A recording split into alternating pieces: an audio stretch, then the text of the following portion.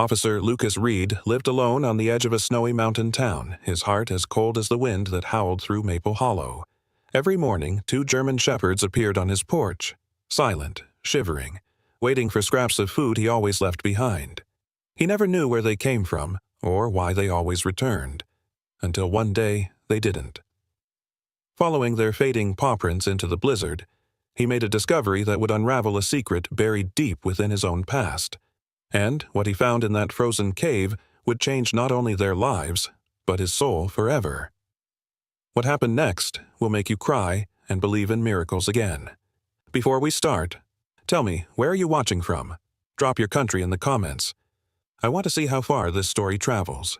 The town of Maple Hollow, Montana, woke each morning beneath a shroud of white silence. Snow blanketed every roof, every fence post, every forgotten road sign. Pines whispered in the wind like mourners at a graveside, and the air was sharp enough to sting the lungs. It was the kind of winter that made even the sun hesitate to rise. Officer Lucas Reed stood on the porch of his small wooden cabin, his breath curling in the cold air. 35, tall, broad-shouldered, with storm-gray eyes that always seemed half lost in thought. Lucas looked every bit the mountain man he'd become. His short, dark brown hair carried faint streaks of silver at the temples, a mark of years spent chasing ghosts, not criminals. He had moved to Maple Hollow 2 winters ago, leaving behind the chaos of city patrol life and the memories that refused to stay buried. His wife's car crash, his canine partner Rex dying in his arms after a mission gone wrong. The silence after those losses had driven him north, to this lonely cabin by the ridge where he could let the world pass him by. But the world, it seemed, had a way of finding him. At the foot of his porch, 2 German shepherds waited as they had every morning for nearly a month. The larger one, a sable-coated male with a scar tracing across his right shoulder, stood protectively in front of the smaller one. The other, a bit leaner, with a lighter fur around his neck and a faint limp in his back leg, leaned into him for warmth. "Morning, fellas," Lucas murmured, crouching down. His gloved hands placed 2 slices of ham and a piece of bread onto an old plate by the step. "You're early today." The dogs didn't come closer right away. Their eyes followed him, cautious, intelligent, and full of something that felt dangerously close to trust. The larger one took the first bite, chewing slowly before nudging the smaller one forward. They ate in silence, tails barely twitching. Lucas watched them, his brow furrowing. He'd dealt with strays before, the kind that lived off scraps behind diners or trash cans. But these 2 were different. Their posture, the way they watched each other, the way the larger one, he'd started calling him Bear, always stood slightly ahead, guarding the other, Shadow.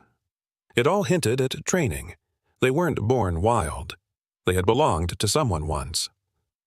Lucas leaned against the porch railing, listening to the faint crackle of the forest beyond. The snow was falling lightly now, drifting down in soft flakes that clung to the shepherd's fur like scattered stars. "You boys from town?" he asked.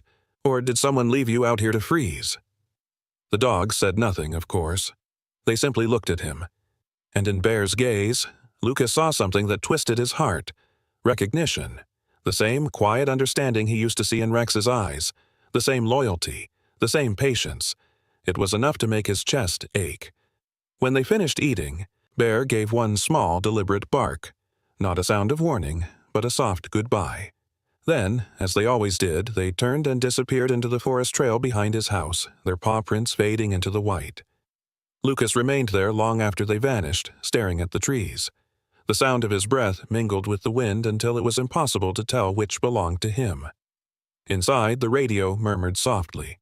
Weather updates, a reminder from the sheriff's office about an approaching storm. He switched it off, poured himself another cup of coffee and sat by the window. From there, he could see the trail where they always came from, winding into the pines. That night, he dreamed again. In the dream, flames rose higher than the sky. The metal cage twisted under the heat, and Rex, his loyal canine partner, his only family after his wife's death, was trapped behind it, barking once, twice, before everything turned to black smoke. Lucas woke before dawn, drenched in sweat. The sound of the wind outside was so close it almost felt like the echo of Rex's cries. He sat there in the dark, gripping the edge of his bed, until the first pale light filtered through the frosted window. He brewed coffee mechanically, trying to bury the memory the way he always did. By moving, working, doing anything but remembering. He stepped out onto the porch again. The cold bit into his face, sharp and immediate. The plate sat empty, untouched. The porch steps were covered in fresh snow, no paw prints, no sign of bear or shadow. He waited that morning longer than usual, scanning the tree line, calling out quietly once or twice. Only silence answered. The wind had changed, carrying the scent of coming snow, thick and heavy. By noon, the clouds rolled in, low and gray, the kind that meant a storm was brewing. Lucas stood at the porch rail, unease tightening in his chest. The forest beyond the field seemed darker somehow, the kind of dark that swallowed sound. He told himself they were just strays, that they'd moved on, that it wasn't his business. But when dusk came and the snow began to fall again, something inside him shifted. The cabin felt colder that night, emptier than usual. He sat by the fire, the radio silent beside him, staring at the plate still waiting by the door. A strange thought surfaced. Something his wife, Hannah, used to say when she volunteered at the animal shelter back in Chicago. "Sometimes the ones we're meant to save find us first, Lucas." He hadn't thought about those words in years, but now, staring out at the snowstorm, they came back like an echo from a life that felt like someone else's. The next morning arrived in gray silence. Still no paw prints, no dogs, only an emptiness that gnawed at him more than he wanted to admit. Lucas pulled on his coat. The Navy patrol jacket was lined with wool, heavy but familiar. He grabbed his flashlight, gloves, and scarf and stepped outside, snowflakes clung to his eyelashes, melting into cold drops as he looked down. There, faint, nearly buried beneath the new layer of snow, were the remnants of paw prints leading away from the porch. The trail bent toward the ridge, disappearing into the tree line. Something in his gut twisted. He hesitated for only a second before locking the door behind him. The wind cut across the yard, howling like it had a warning to give. Lucas didn't care. He adjusted his collar, tightened the strap on his flashlight, and stepped off the porch. The snow crunched beneath his boots as he began to follow the prints, faint, uneven, but still visible, leading him straight into the forest's waiting silence. The forest beyond Maple Hollow had its own kind of silence, not the gentle stillness of peace, but the kind that pressed against the ears, thick and alive. Officer Lucas Reed trudged through it, his boots sinking deep into untouched snow as he followed the faint trail that wound through the pines. The morning had already dimmed beneath the approaching storm. The sky was heavy with clouds the color of steel, and the air bit sharply at his face with every gust of wind. The paw prints were easy to spot at first, two sets side by side, leading steadily away from the cabin. But as he descended deeper into the trees, the snow grew thicker and began to blur the edges, leaving only the faintest impressions to guide him. He paused occasionally, crouching to examine the prints. Each step looked slower than the last, the spaces between them shortening. Then he noticed something that made him stop completely. A single drop of red on the snow. Blood. He leaned closer. The crimson had already begun to crystallize from the cold, forming a small frozen bloom against the white. A few more drops trailed forward, and soon he could see faint streaks beside the paw prints, like something being dragged. His chest tightened. "Damn it," he muttered under his breath, his voice barely audible over the moan of the wind. "Hang on, boys." The forest seemed endless, a maze of shadows and whispering branches. The deeper he went, the more it felt as though the world itself was closing in around him, the trees leaning, the air thickening, the cold gnawing at the edges of his resolve. Every step sent sharp pain up his legs as the snow reached higher, halfway to his knees.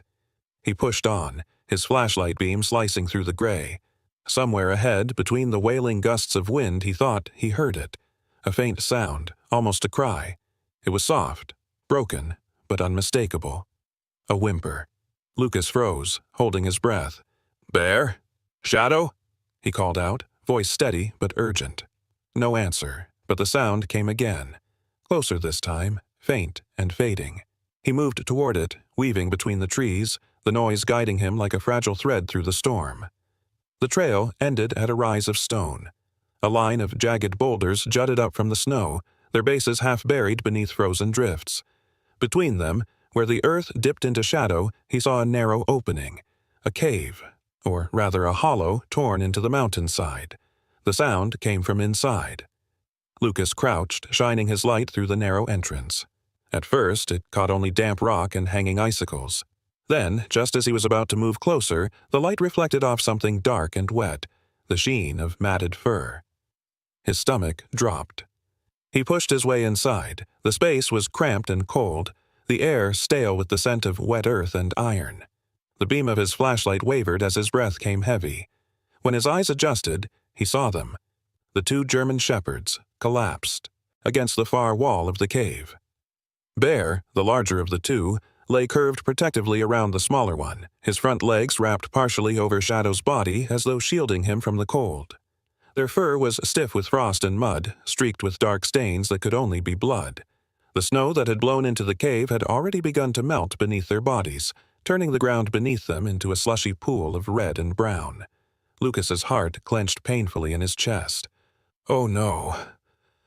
Oh, boys."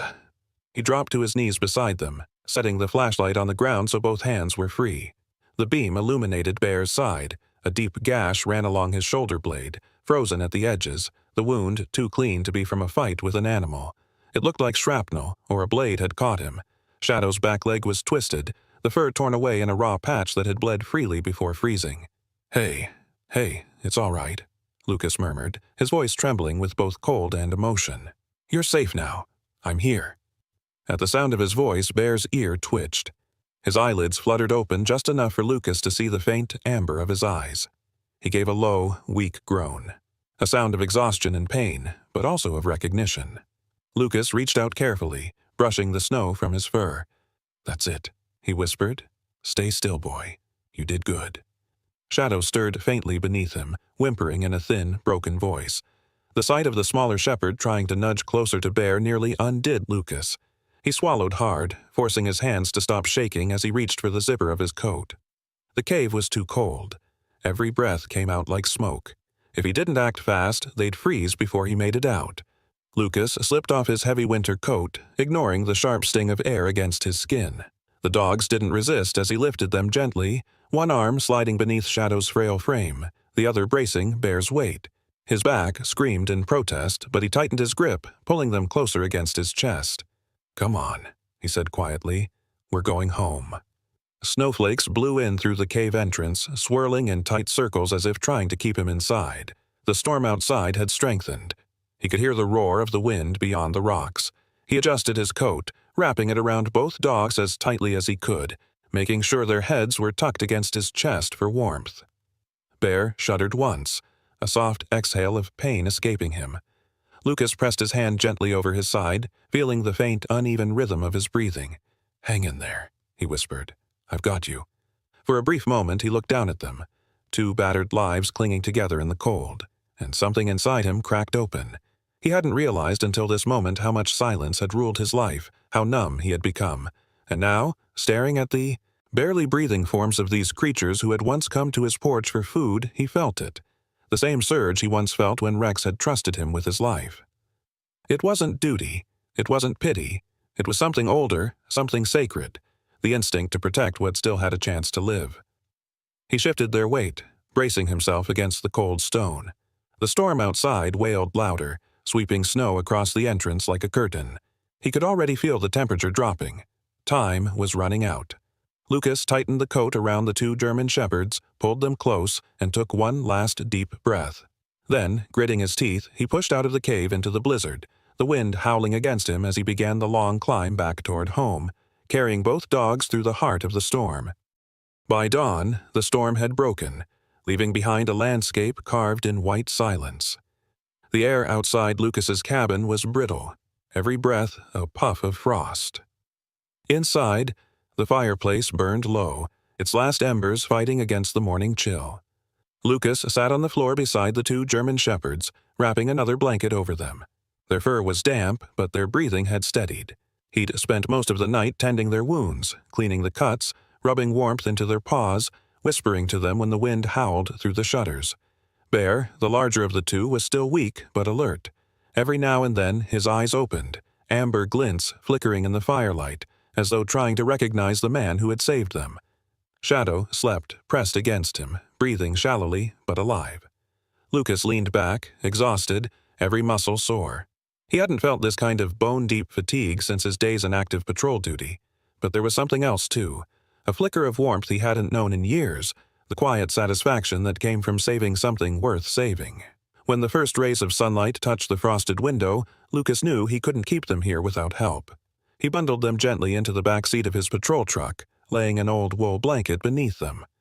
The vehicle groaned as it started, the engine coughing before catching. As the tires crunched over frozen gravel, the town of Maple Hollow slowly came into view. A scattering of log cabins and snow-laden roofs, smoke curling from chimneys like ghosts drifting upward into the pale sky.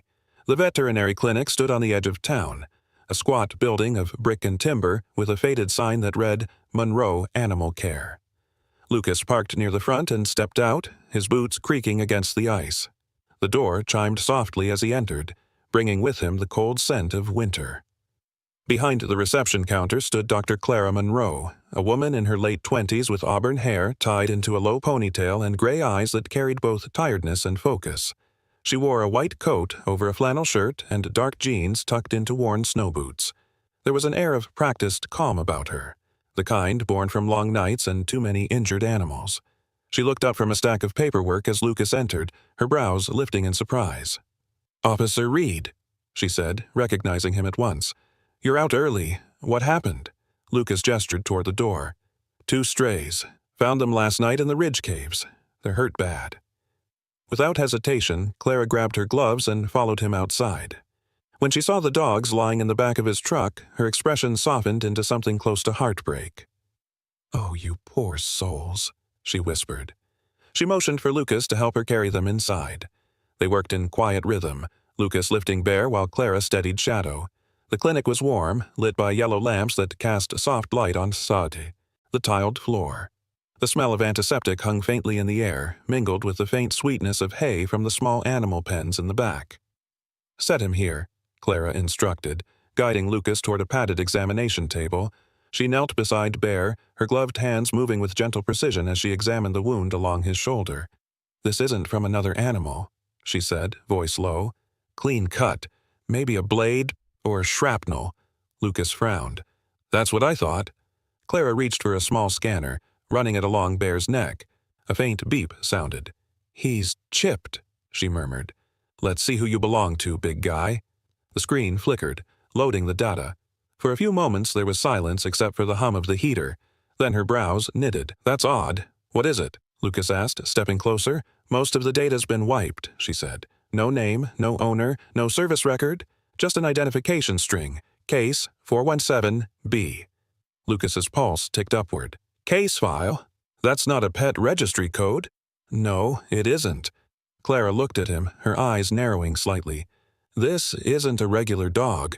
These markings, the muscle build, even the calmness under stress, he's a trained K9.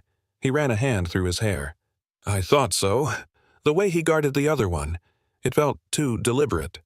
Clara turned the scanner off and set it down, exhaling slowly.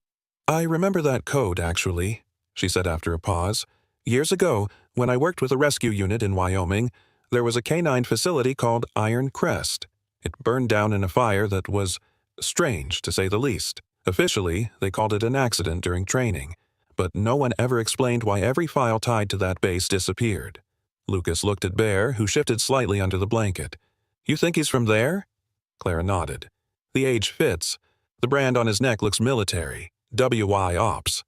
That was the designation for their operational dogs. If this one survived..." She trailed off, shaking her head. "He's seen hell, officer." Lucas crossed his arms, leaning against the wall. "Someone tried to erase him. Maybe erase whatever he saw." Clara glanced up at him. "That's not paranoia, is it?" He smiled faintly, though it didn't reach his eyes. "After 10 years in law enforcement, paranoia's just experience with better reflexes." For a while, they worked in silence. Clara cleaned the wounds with careful efficiency, applying antiseptic and bandages. Her movements were steady but tender, as if speaking through touch. Lucas found himself watching her, not out of interest but admiration for how effortlessly she balanced strength and compassion. When she finished, she sat back, pulling off her gloves. "He'll live. They both will. But whoever did this, they weren't just careless. These dogs were targeted." Lucas stared at Bear, whose head, now, rested on the table, eyes half closed. Someone wanted them gone, he said quietly. But why? Clara hesitated before answering. A few years ago, there were whispers about an organization selling retired canines to private contractors, illegal transfers, unregistered dogs. When the story almost got out, the facility burned down. People said it was an inside job. He turned sharply toward her. You think this is connected? I think you should be careful, she replied. That fire had names tied to it, names that never made the report. I left Wyoming after that. Some things aren't worth dying for. Lucas looked at her for a long moment, then nodded slowly. Maybe some are. Clara gave a small, sad smile. You sound like someone who's already lost too much. He met her gaze, and for a moment the walls between them thinned. She saw it in his eyes, the grief he carried, the guilt buried under discipline. And he saw something mirrored there, the same weight of loss, softened only by endurance. Outside, the wind began to rise again, rattling the windows. The storm had returned. Clara adjusted the blanket over Bear. They'll need rest. You can leave them here tonight. I'll monitor their vitals and let you know if anything changes. Lucas nodded, pulling on his gloves again. I'll check back tomorrow. As he turned toward the door, she said quietly, Officer Reed, if that code really ties to Iron Crest, it means someone might come looking. Be careful. He paused, his hand on the doorframe. I always am, he said. But when he stepped out into the cold, he realized it wasn't true. Not anymore. As the snow began to fall again, Lucas Reed drove back toward his cabin with a head full of questions, a heart that refused to stay numb, and the feeling that something long buried had just started to stir. The snow outside Lucas's cabin had hardened into a glittering crust beneath the moonlight, each gust of wind scattering tiny crystals that shone like shards of glass. Inside, the wood stove crackled softly, throwing a warm glow across the walls. The two German shepherds, Bear and Shadow, slept near the fire, their breathing steady. It had been 3 days since Lucas brought them home from Dr. Clara Monroe's clinic. Both were healing well, their fur regaining its luster, their eyes no longer hollow with fear.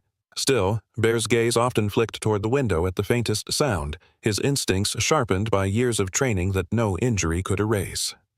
Lucas sat by the table, reading through his patrol notes, though his mind wasn't on the paperwork. The memory of what Clara had told him still lingered. Iron Crest, the fire, the wiped records.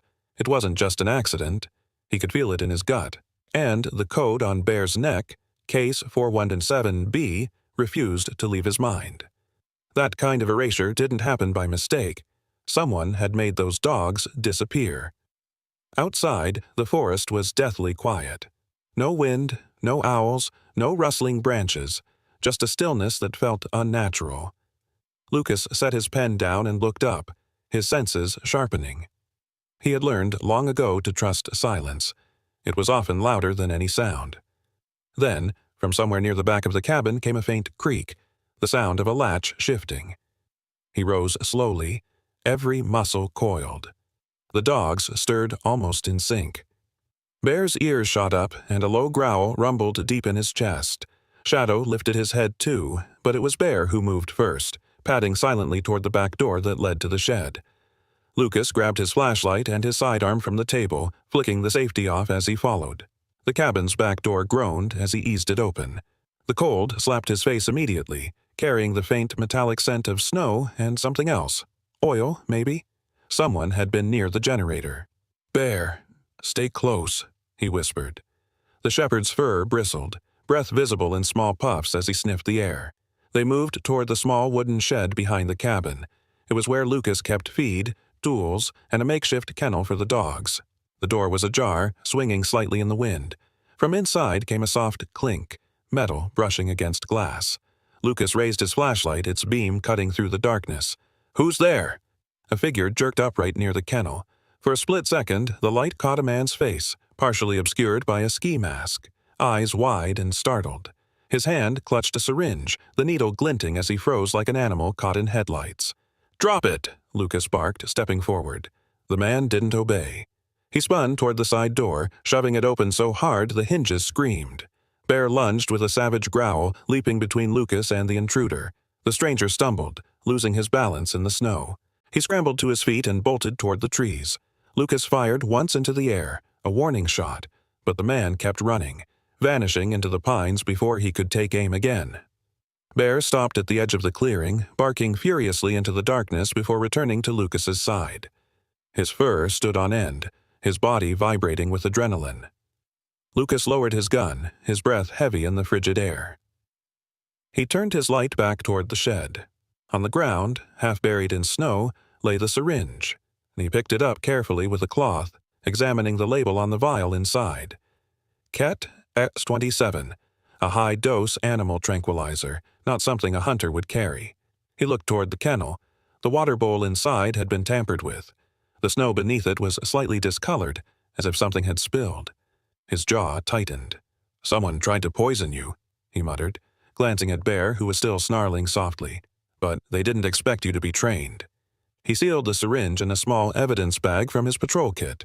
The markings on the vial were faint but official. Military grade. This wasn't random.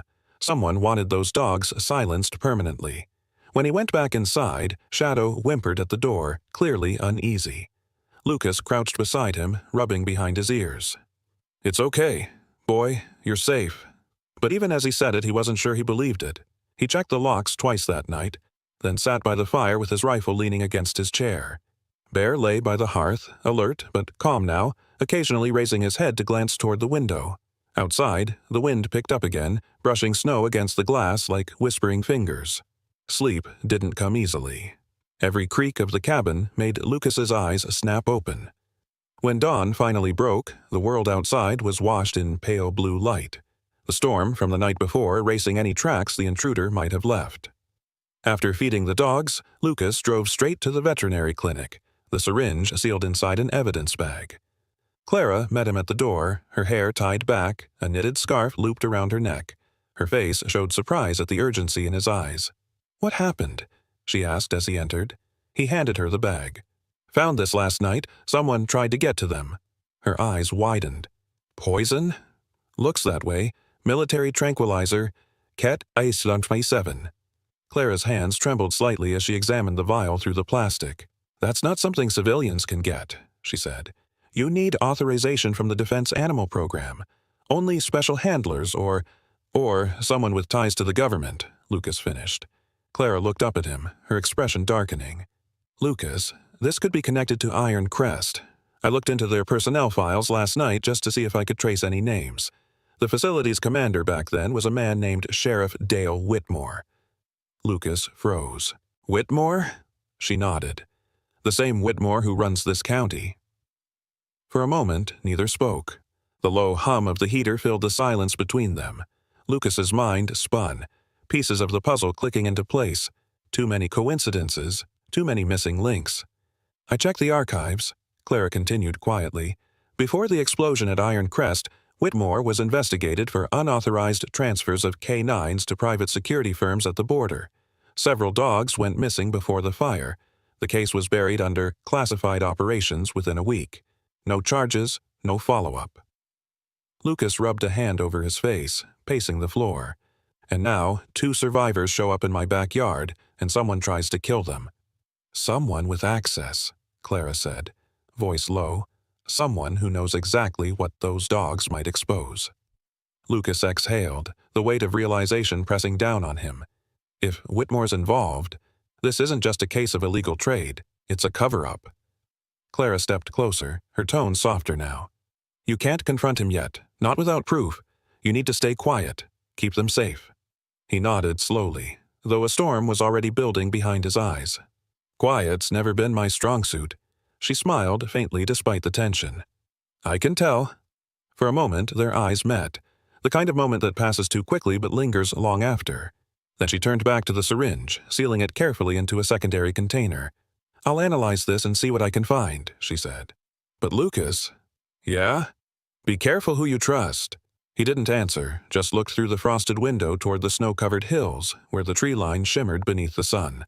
Somewhere beyond those woods, someone was watching, waiting to finish what they started. Lucas clenched his fists, his jaw tightening. If they wanted the dogs, they'd have to go through him first.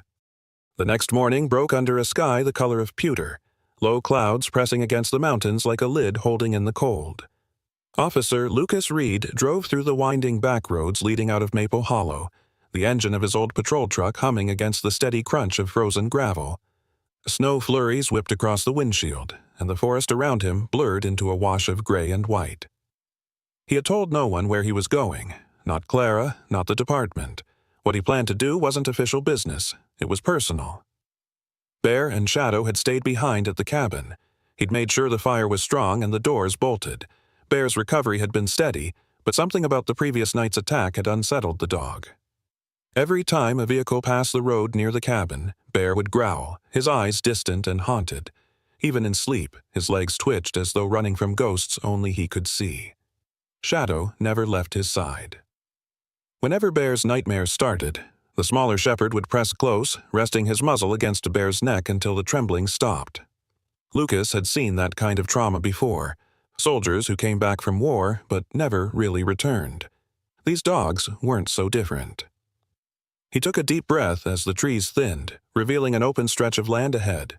The snow here was deeper, untouched, and there, half buried in frost and weeds, lay what was left of the Iron Crest training facility. What had once been a sprawling compound for law enforcement canine training was now nothing more than a skeleton of charred beams and broken walls. The fire had eaten everything. Wood, steel, memory. All that remained were blackened foundations jutting out of the snow like ribs. Lucas parked the truck at the edge of the property and stepped out. The cold cut through his coat immediately. The place smelled faintly of ash even now, years later. He scanned the ruins, eyes narrowing against the glare of sunlight on ice. Something about the silence here was wrong. Not just empty, but watchful, as if the ground itself was holding its breath. He started toward the remains of the main building. Every few steps, his boots cracked through layers of snow and ice, revealing black ash beneath. He knelt near what might have been the command center, judging by the half-melted metal desk still visible under the debris. His gloved hand brushed aside a patch of snow, uncovering something metallic, a small tag. He wiped it clean. The letters were faint, almost erased by heat and time, but he could still read them.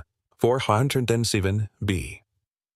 Below it, the insignia of the U.S. Military Police Canine Division gleamed faintly. His breath caught. Case 417B, he whispered. Bear's identification code. The same one Clara had found on the chip. He turned the tag over, finding deep burn marks across the back. Whatever had happened here, the fire hadn't been accidental. The pattern of damage, the direction of the blast marks, on the nearby wall, told him it had been detonated from the inside. Someone had set this place ablaze deliberately. Lucas pulled out his phone and began taking photos. The tag, the scorch patterns, the melted chains half buried under the snow. When he knelt again to get a closer look, his hand struck something hard beneath the ash. He dug carefully until his fingers closed around a rusted piece of metal, a military-grade bullet casing. He frowned. The casing was unspent. Around it, several others lay scattered, too clean to be remnants from before the fire. He checked the serial number etched faintly on the rim. It was military issue, high caliber. These weren't from a training exercise, they were from a cover-up. As he straightened, the wind carried a faint metallic clink, something loose shifting nearby. Lucas turned sharply, scanning the ruins. For a moment, he thought he saw movement near the tree line, a flash of dark fabric against the snow, but when he focused, there was nothing, only the whisper of wind through the pines. Still, the feeling of being watched lingered. He pocketed the tag and a few of the casings, then made his way back toward the truck. Before getting in, he looked over his shoulder one last time at the skeletal remains of Iron Crest. The place seemed to hum with silence. He could almost hear the echo of barking, the voices of trainers shouting commands, ghosts of a past erased by flame.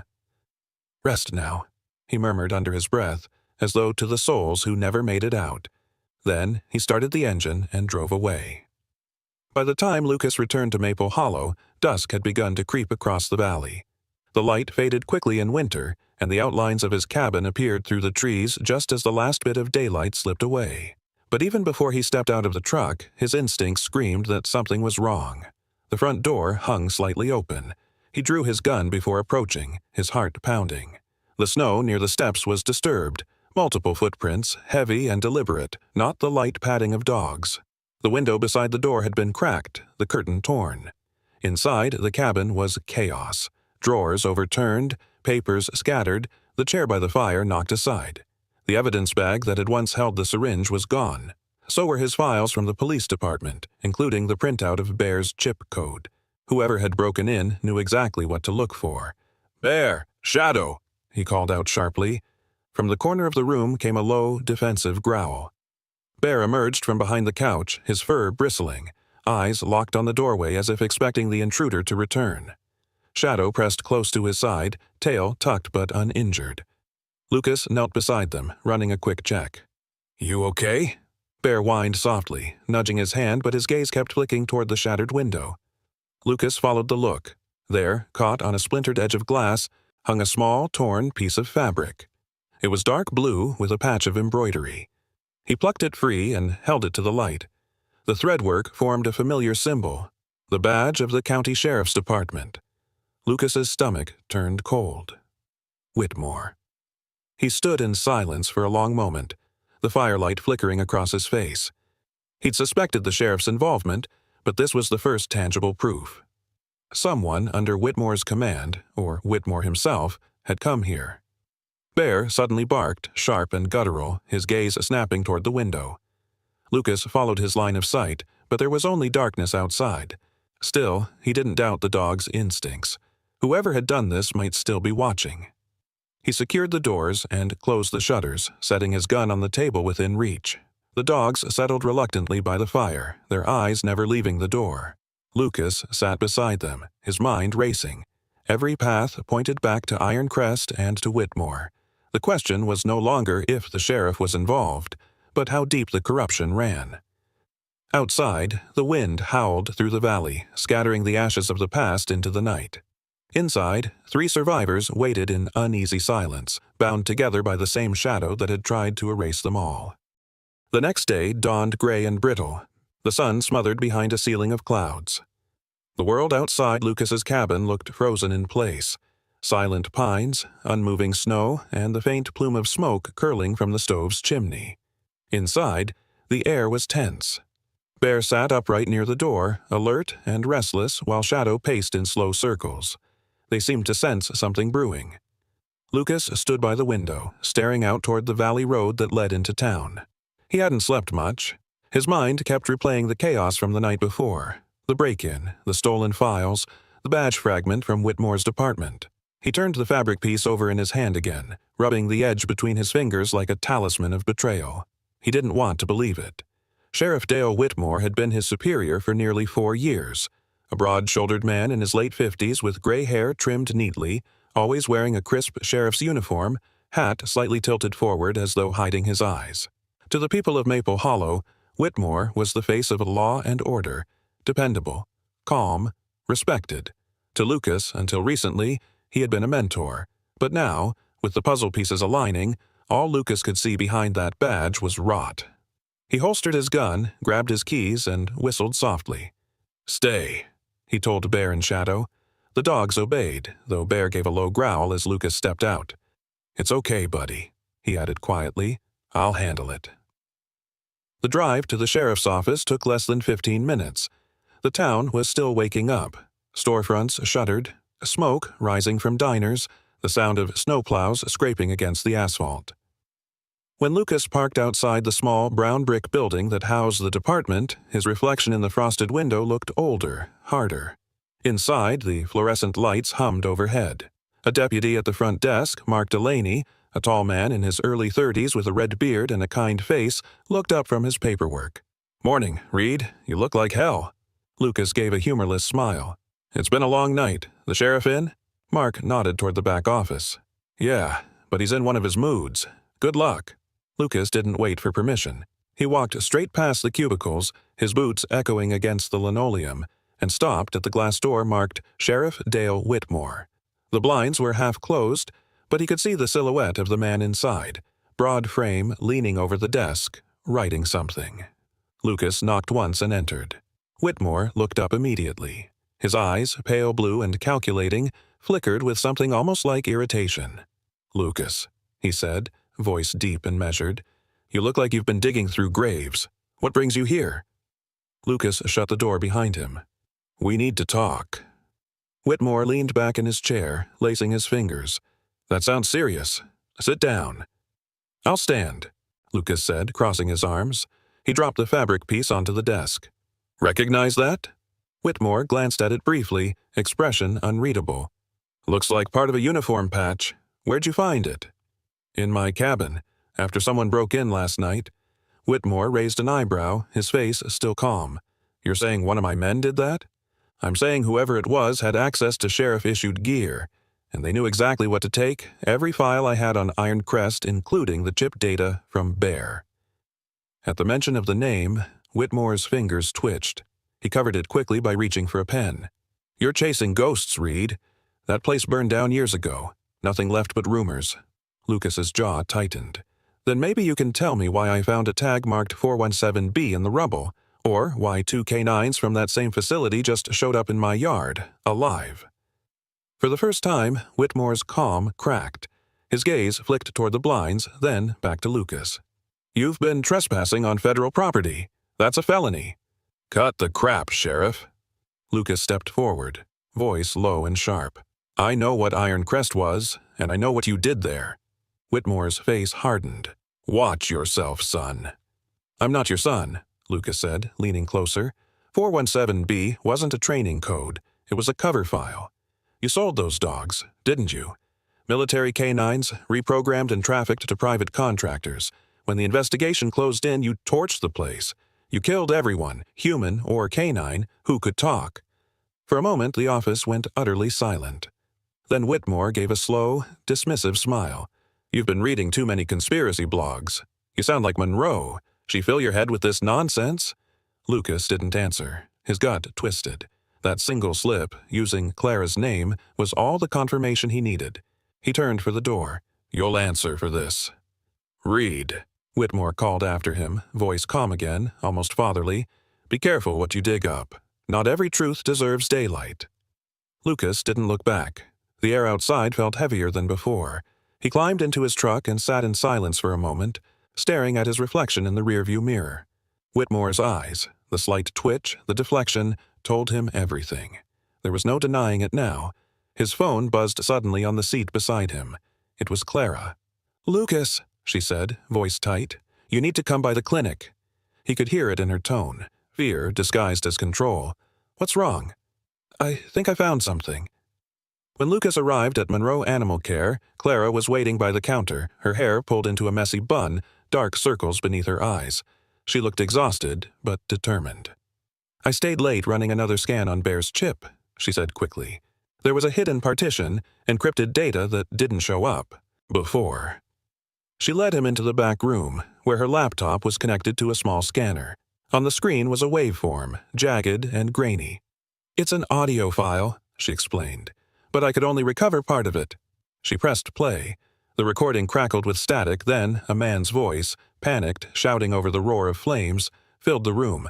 "Don't let them burn us! Get the dogs out! Don't—" The rest dissolved into distortion and silence. Lucas's heart dropped. "Jesus."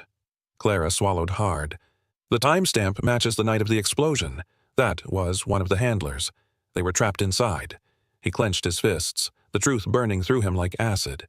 Whitmore did this. He blew the place to bury his crimes. Clara hesitated.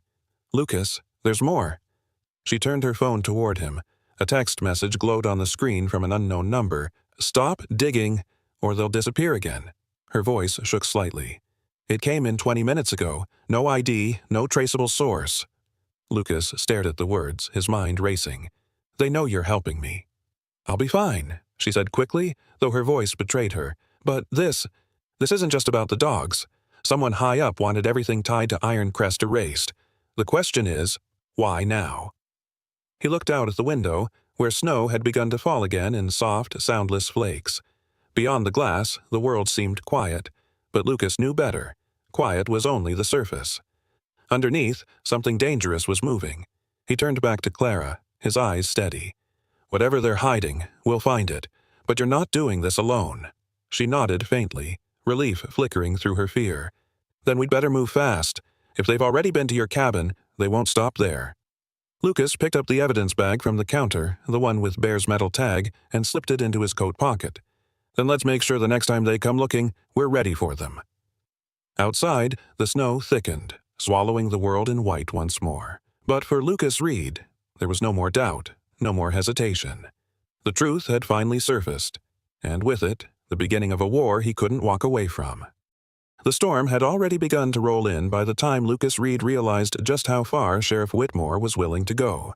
By mid-morning, the news spread across every police radio in the county. Officer Lucas Reed, wanted for obstruction of justice, tampering with evidence, and interference in an ongoing investigation. The words were cold, official, and cruelly deliberate. Lucas sat in his truck on the outskirts of Maple Hollow, the hum of the heater the only sound in the cab. His badge lay on the dashboard, glinting faintly under the gray light. He had been stripped of his authority with a single transmission, hunted by the same men he'd once called brothers. Outside, snow began to fall, thin flakes swirling against the windshield like ash. Bear and Shadow sat quietly in the back seat, watching him with steady, trusting eyes. They didn't understand the politics, the betrayal, or the lies, but they understood danger. Lucas ran a hand over his face, exhaustion cutting deep into his bones. He could still hear Whitmore's voice from the night before, calm, measured, the voice of a man who'd already decided the ending. Not every truth deserves daylight, son. Damn you, Lucas muttered, turning the key. The engine growled to life. He looked at Bear through the rearview mirror. We're not giving up, you hear me? The shepherd gave a faint huff, the kind that almost sounded like agreement. He drove north, following the old logging trail that wound through the mountains. The radio scanner on his dash crackled occasionally with chatter. Search units dispatched to his last known location, roadblocks forming along Route 29. Whitmore wasn't wasting time. As he reached the foothills, the wind picked up. The storm was thickening fast, blowing sideways across the mountain road. The forest loomed around him like a dark cathedral, branches heavy with ice. He needed shelter. Lucas parked the truck behind a ridge of boulders, throwing a camouflage tarp over it. Come on, he said, opening the back door. Bear leapt out first, followed closely by Shadow. Their paws sank deep into the snow. Lucas tightened his coat, slung his rifle over his shoulder, and began the climb toward the higher slopes. The cold bit through every layer.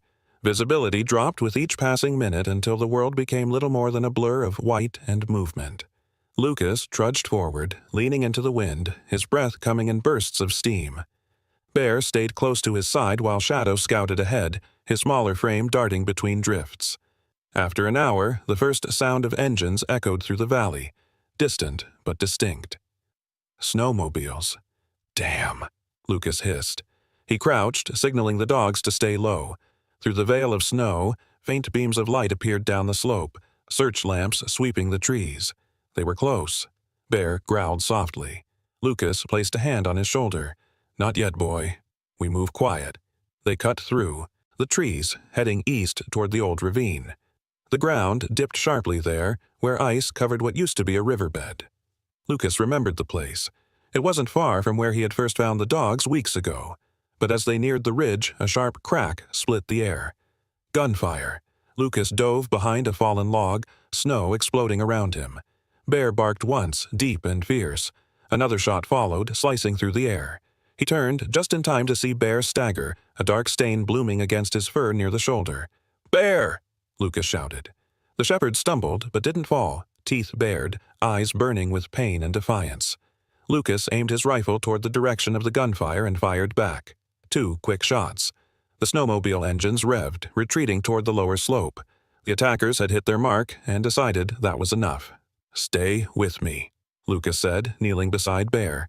Blood darkened his glove as he pressed it against the wound. "You're gonna be fine, boy, I promise." Bear's breathing was ragged, but he didn't whine. Shadow circled anxiously, nudging Bear's face, licking at his muzzle as if urging him to hold on. The storm roared around them, fierce and merciless. Lucas knew they couldn't stay exposed. He looked toward the ridge above, the same jagged outcrop where he'd once found the dogs huddled in the cold. The cave was there, somewhere beyond the swirling white. "Come on," he murmured. "We're going back." He lifted Bear carefully, cradling him against his chest despite the weight. The shepherd didn't resist. His head rested against Lucas's shoulder, fur wet with snow and blood.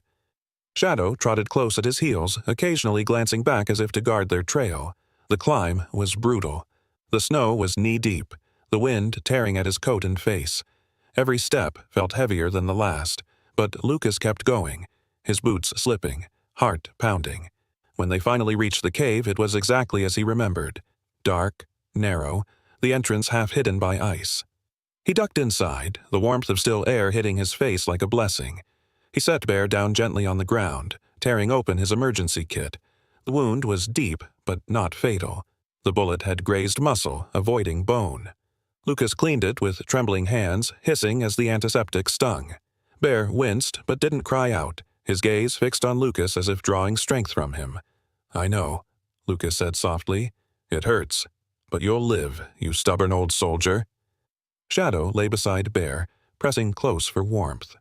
The two shepherds mirrored each other like reflections in firelight, brothers born from war, survivors of betrayal. Lucas leaned back against the wall, his breath heavy, exhaustion crashing over him like a wave. The cave flickered with the glow of a small fire he'd built from dry kindling. Outside, the storm screamed, wind howling through the crevices like mourning voices. He looked down at Bear's face, eyes half open, chest rising and falling weakly. "You saved me once," he murmured. "Back then, when Rex died, I swore I'd never let another one of you get that close again." He swallowed hard, voice breaking. "I failed him, but I won't fail you." His hand trembled as he brushed the fur near the wound. "I've already lost one life because I trusted the wrong man," he whispered, eyes glistening with unshed grief. "This time, no one dies. Not on my watch." Bear blinked slowly, as if understanding, then shifted his head closer to Lucas's hand. Outside, faint lights appeared on the distant slope. Search teams moving through the storm, their beams cutting through the night. Lucas watched them from the shadows, silent and still. They would never find him here. Not tonight. In that frozen shelter, surrounded by wind and ghosts of the past, Lucas felt the weight of fate pressing down on him again. The same cave, the same snow, but this time the roles were reversed. He was the one carrying the wounded, the one refusing to give up. Somewhere below in the valley, Whitmore's voice would be crackling through the radios, ordering more men, tightening the noose. But Lucas didn't care anymore. What mattered wasn't his badge, or the law. It was keeping these two lives safe until justice could see the light of day. And as the wind screamed against the rock, Lucas Reed whispered a promise to the storm itself. "You'll have to bury me before you bury them." Snow still crowned the peaks of Maple Hollow, but down in the valley, spring had begun to stir. The frost on the trees melted into glistening rivulets, and the wind that once carried only the sharp bite of winter now smelled faintly of pine and wet earth. It was the first true morning of peace in a long time. 3 weeks had passed since the firefight beneath the mountain, and the town that once whispered half-truths about Lucas Reed now spoke his name with gratitude and awe. The scandal surrounding Sheriff Dale Whitmore had erupted across national headlines. Corrupt sheriff exposed in illegal canine trafficking ring. And with it came the long-delayed reckoning of Iron Crest. Whitmore, now stripped of his badge, stood trial in the federal courthouse in Billings. Lucas had testified before the grand jury, his voice steady as he described the night he found the 2 dogs bleeding in the snow, the coded tag, the erased data, and the threats that followed. The courtroom had been silent as the FBI presented the recovered chip recordings and transaction records Clara had uncovered. When the verdict was read, life imprisonment without parole, the gavel struck like thunder. Justice at last had found its voice. Lucas hadn't stayed to watch Whitmore led away in handcuffs. He had quietly left the courtroom, stepping into the sunlight beyond the marble steps. There were reporters shouting his name, flashbulbs popping, microphones extended like bayonets. But he ignored them all. He didn't need the noise. The truth was enough. Now, standing on the porch of the newly built rescue center, he watched the sunrise spill over the ridge, painting the sky in gold and rose. A hand brushed lightly against his shoulder. Still watching the horizon? He turned to see Clara Monroe, her auburn hair loose around her shoulders, dressed in a soft gray sweater beneath a brown utility jacket.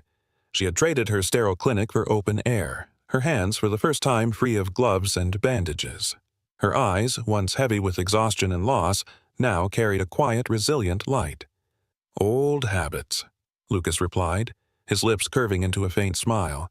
Spent too many mornings waiting for trouble to come over that line. Clara smiled back, leaning against the railing beside him. And now? Now, he said, exhaling slowly. I'm just making sure the peace sticks around. Behind them stretched the compound they had built together, a wide fenced field backed by a cluster of small wooden kennels, a converted barn serving as a shelter and training center. The sign at the entrance read, Iron Haven Canine Rescue. It had been Clara's idea to reclaim the name as an act of healing. From across the yard came a bark, hoarse but strong. Bear limped slightly as he trotted toward them, the scar on his shoulder a faint silver line beneath his coat. His left ear no longer twitched at sounds, but his eyes were sharp, bright with pride. Round his neck hung a leather collar embossed with the words, Honor Captain. Shadow followed close behind, smaller, quicker, carrying a chew toy in his mouth. The two shepherds looked inseparable now, the grizzled veteran and his energetic apprentice.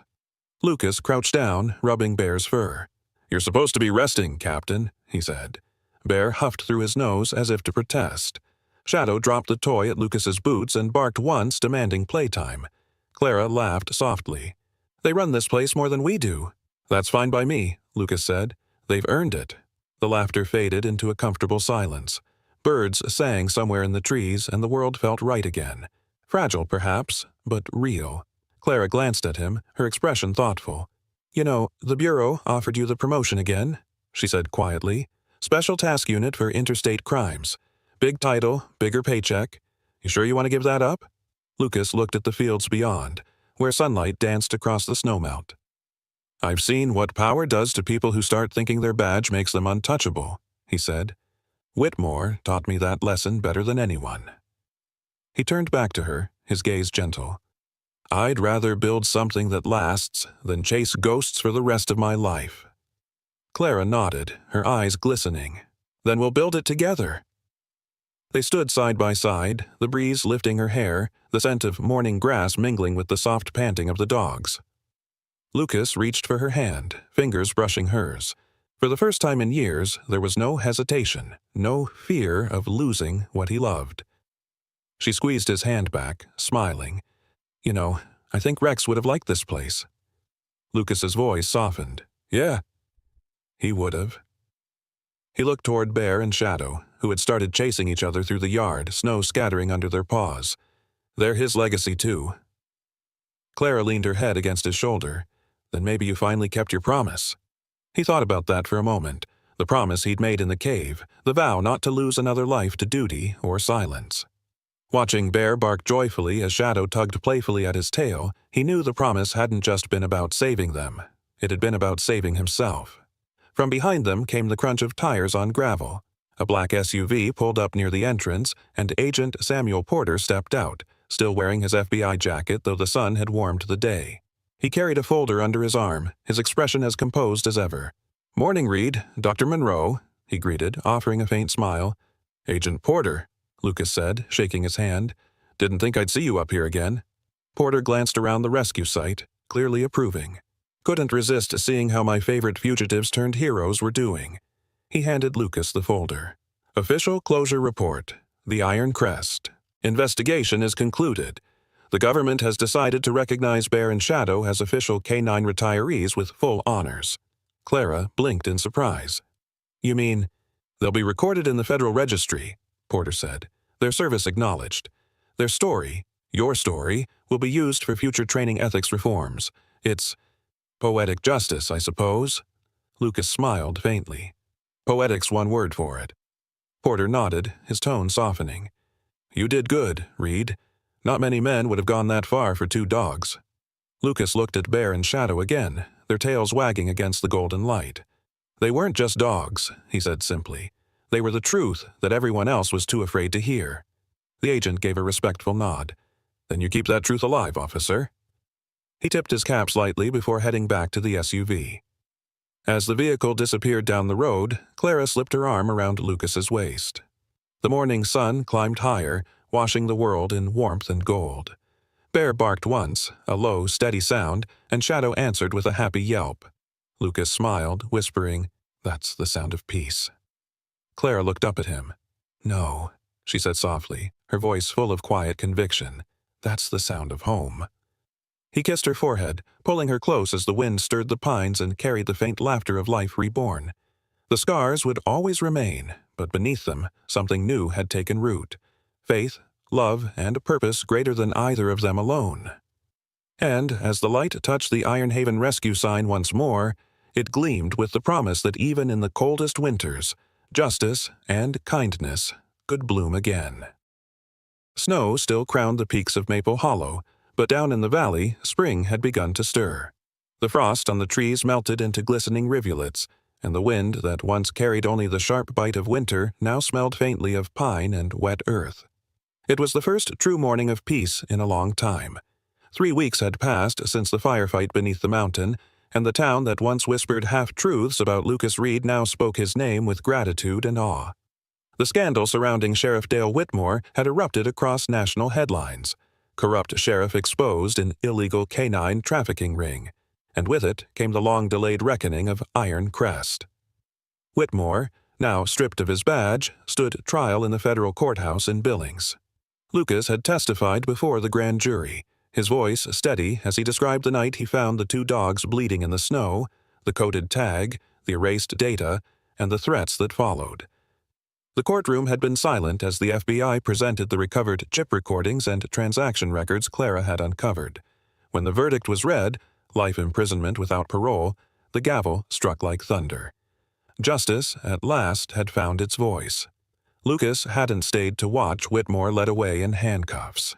He had quietly left the courtroom, stepping into the sunlight beyond the marble steps. There were reporters shouting his name, flashbulbs popping, microphones extended like bayonets, but he ignored them all. He didn't need the noise. The truth was enough. Now, standing on the porch of the newly built rescue center, he watched the sunrise spill over the ridge, painting the sky in gold and rose. A hand brushed lightly against his shoulder. Still watching the horizon? He turned to see Clara Monroe, her auburn hair loose around her shoulders, dressed in a soft gray sweater beneath a brown utility jacket. She had traded her sterile clinic for open air, her hands for the first time free of gloves and bandages. Her eyes, once heavy with exhaustion and loss, now carried a quiet, resilient light.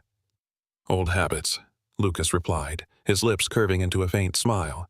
"Spent too many mornings waiting for trouble to come over that line." Clara smiled back, leaning against the railing beside him. "And now?" "Now," he said, exhaling slowly, "I'm just making sure the peace sticks around." Behind them stretched the compound they had built together, a wide, fenced field backed by a cluster of small wooden kennels, a converted barn serving as a shelter and training center. The sign at the entrance read, "Iron Haven K9 Rescue." It had been Clara's idea to reclaim the name as an act of healing. From across the yard came a bark, hoarse but strong. Bear limped slightly as he trotted toward them, the scar on his shoulder a faint silver line beneath his coat. His left ear no longer twitched at sounds, but his eyes were sharp, bright with pride. Around his neck hung a leather collar embossed with the words, "Honor Captain." Shadow followed close behind, smaller, quicker, carrying a chew toy in his mouth. The 2 shepherds looked inseparable now, the grizzled veteran and his energetic apprentice. Lucas crouched down, rubbing Bear's fur. "You're supposed to be resting, Captain," he said. Bear huffed through his nose as if to protest. Shadow dropped the toy at Lucas's boots and barked once, demanding playtime. Clara laughed softly. "They run this place more than we do." "That's fine by me," Lucas said. "They've earned it." The laughter faded into a comfortable silence. Birds sang somewhere in the trees, and the world felt right again. Fragile, perhaps, but real. Clara glanced at him, her expression thoughtful. "You know, the Bureau offered you the promotion again," she said quietly. "Special Task Unit for Interstate Crimes. Big title, bigger paycheck. You sure you want to give that up?" Lucas looked at the fields beyond, where sunlight danced across the snowmelt. "I've seen what power does to people who start thinking their badge makes them untouchable," he said. "Whitmore taught me that lesson better than anyone." He turned back to her, his gaze gentle. "I'd rather build something that lasts than chase ghosts for the rest of my life." Clara nodded, her eyes glistening. "Then we'll build it together." They stood side by side, the breeze lifting her hair, the scent of morning grass mingling with the soft panting of the dogs. Lucas reached for her hand, fingers brushing hers. For the first time in years, there was no hesitation, no fear of losing what he loved. She squeezed his hand back, smiling. "You know, I think Rex would have liked this place." Lucas's voice softened. Yeah, he would have. He looked toward Bear and Shadow, who had started chasing each other through the yard, snow scattering under their paws. They're his legacy, too. Clara leaned her head against his shoulder. "Then maybe you finally kept your promise." He thought about that for a moment. The promise he'd made in the cave, the vow not to lose another life to duty or silence. Watching Bear bark joyfully as Shadow tugged playfully at his tail, he knew the promise hadn't just been about saving them. It had been about saving himself. From behind them came the crunch of tires on gravel.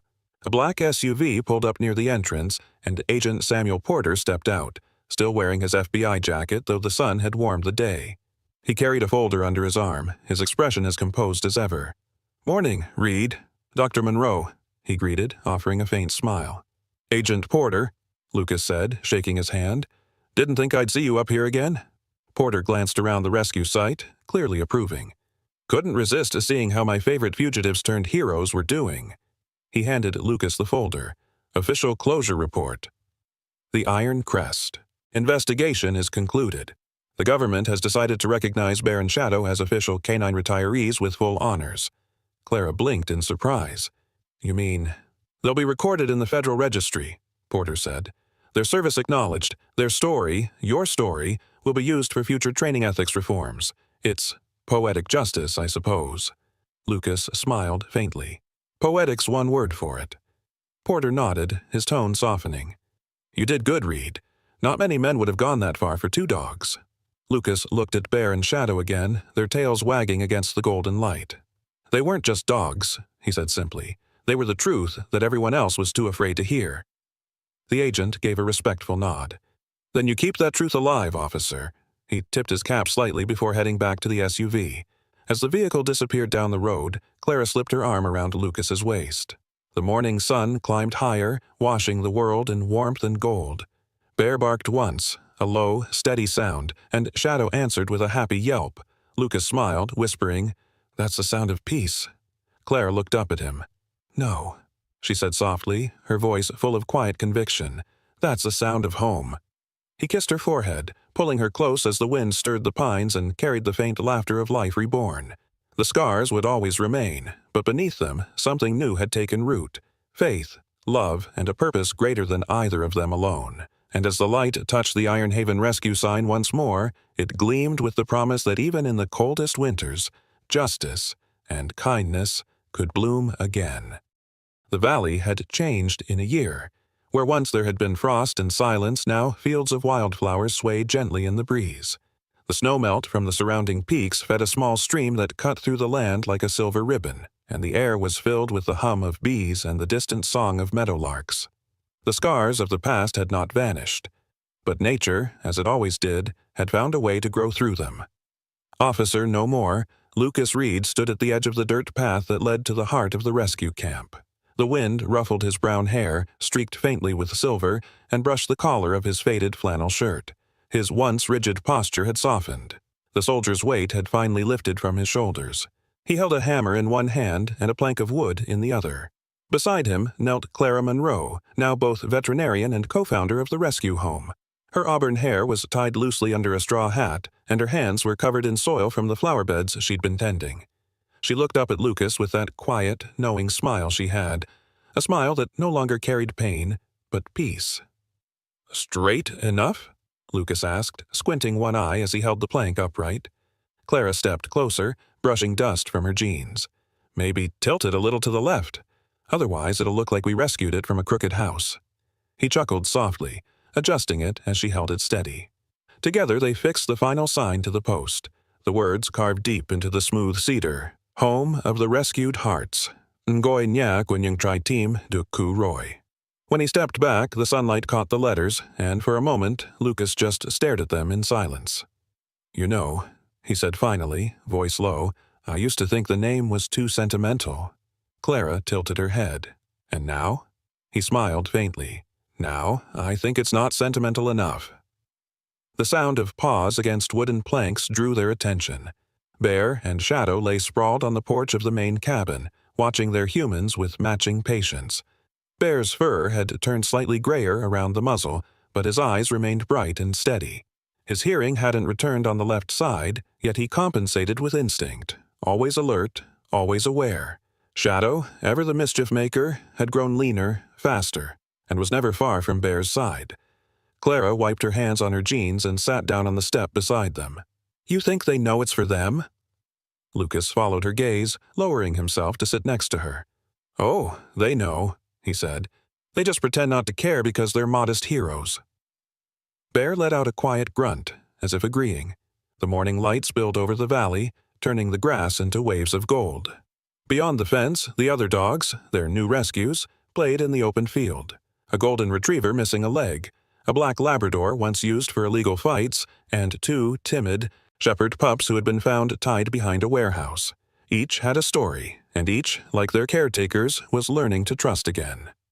Lucas rested his elbows on his knees, watching them. "You remember the first time I brought those two home?" he asked softly. Clara smiled. "You mean when you pretended it was temporary?" "I meant it then," he said with a chuckle. "But they had other plans." She looked at him, eyes glinting. "That's the thing about love, Lucas. It sneaks in while you're too busy pretending you don't need it." He didn't answer right away. His gaze lingered on Bear and Shadow, lying side by side on the porch, their chests rising and falling in rhythm. "I used to think I saved them," he said quietly. "Dragged them out of the snow, patched them up, gave them a home." His voice softened to a whisper, "But the truth is, they saved me."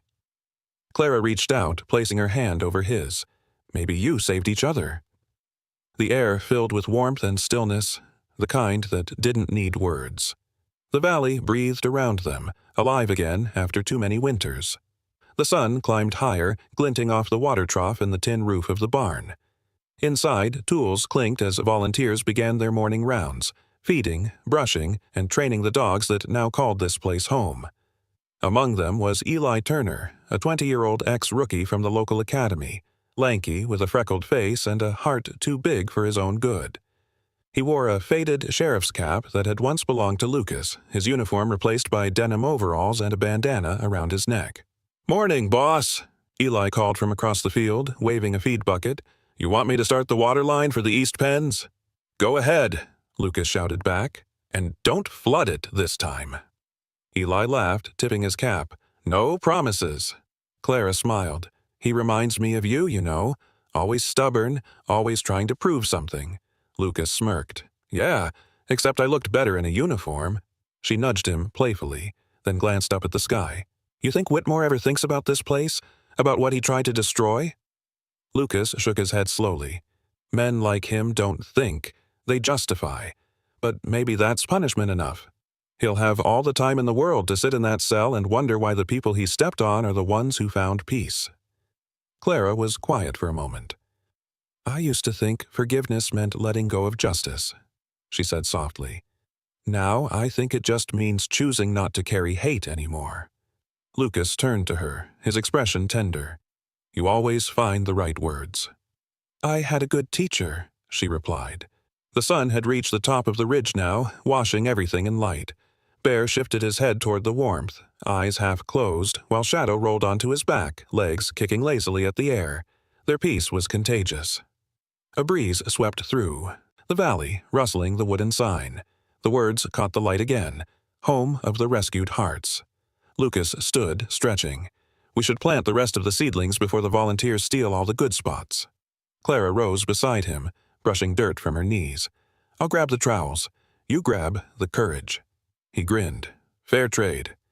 They moved together toward the garden patch beside the barn, where the soil was dark and rich.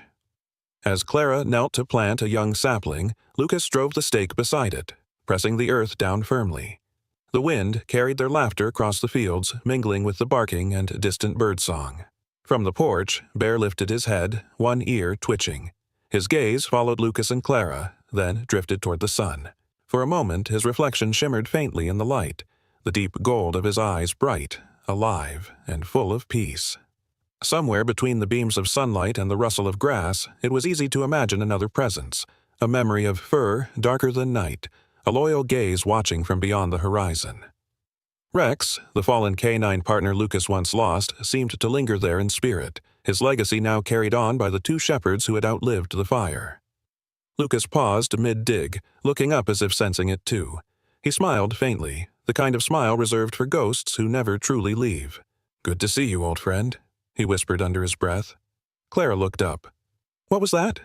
"Nothing," he said with a soft grin. "Just talking to someone who'd understand." She gave him a puzzled smile, then returned to planting. Behind them, the sound of paws thundered across the yard. Bear and Shadow had joined the chase of morning, circling, leaping, the sun glinting on their coats. Their barks echoed through the valley, bright and joyful. Clara straightened, shading her eyes. "Looks like they're racing again." Lucas watched them, his heart light. Let them. They've earned every sunrise. As laughter rippled across the fields and the two dogs disappeared into a spray of wildflowers, the wind carried the echo of a bark that was no longer there, but would never be forgotten. Somewhere beyond the hills, the spirit of Rex seemed to run alongside them, free, loyal, and home at last. Lucas took Clara's hand, their fingers lacing together as the morning light broke fully over the valley. "This," he said quietly, looking at the sign once more, "this is what peace looks like." Clara smiled, leaning her head against his shoulder. "And it's beautiful." The golden valley shimmered with light, the laughter of the living blending with the memory of the lost, a hymn to second chances and the home built by hearts that refuse to give up on love. Sometimes miracles do not arrive with thunder or shining light from the heavens. Sometimes they come on four legs, covered in scars, carrying silent hearts that teach us how to love again. Officer Lucas Reed thought he was rescuing two broken dogs, but in truth, God sent them to rescue him. Through their loyalty, courage, and forgiveness, he discovered what grace truly means, that no soul is ever too lost to be found, and no heart too wounded to heal. Maybe, like Lucas, we are all walking through our own winters, waiting for something to thaw the cold within us. And when that warmth finally comes, it often comes through kindness, through faith, and through love that expects nothing in return. If this story touched your heart, take a moment to share it with someone who needs a reminder that miracles still happen. Leave a comment below and write Amen. If you believe that God still works in mysterious ways, sometimes through people, sometimes through his faithful creatures. May God bless you, protect your home, and fill your heart with the same peace that shone over the valley of rescued hearts. And if you felt hope while watching this, please subscribe and join us in spreading stories of faith, compassion, and second chances. Amen.